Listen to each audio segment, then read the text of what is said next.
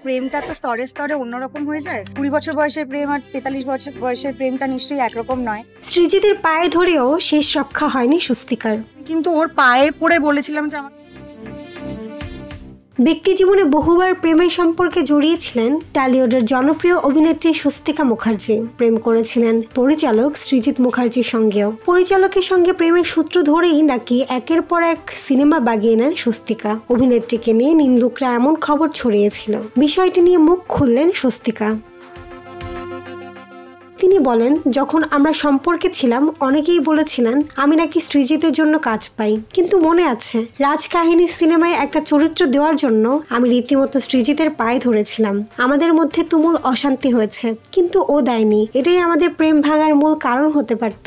সৃজিত কখনো সম্পর্কের খাতিরে কাউকে কাজ দেয় না। 10টা কারণে ব্রেকআপ হয়েছিল, কিন্তু এই কারণটাও একটা কারণ ছিল যে আমি ওকে কেঁদে কেটে মানে পৃথিবী আমার পায়ের তলায় দিয়ে দিয়েছি, তাও কিন্তু আমাকে কাস্ট করেনি।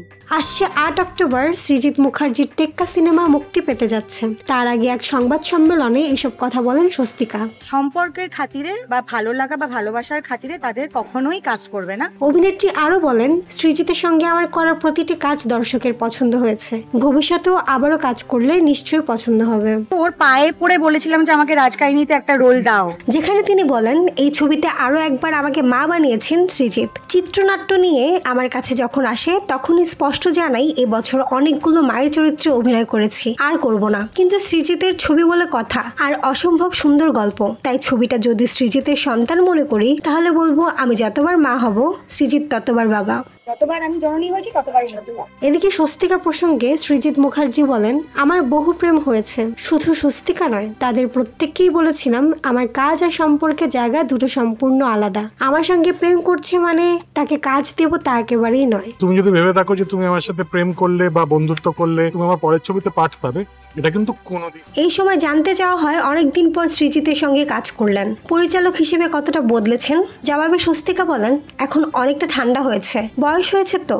বেশ কিছু দৃশ্যে দেখলাম নিজেই ক্যামেরা চালাচ্ছে, তার মানে টেকনিক্যালি স্ট্রং হয়েছে। ও এখন বড় ক্যানভাসের সিনেমা ভালোই সামলাতে পারে। তবে এখন আগেরই মতো হার জ্বালিয়েছে সৃজিত। হুটহাট সিদ্ধান্ত নেওয়ার একেবারে মাস্টার। পৃথিবীর সবচেয়ে বড় অপরাধ কি জানেন ম্যাডাম?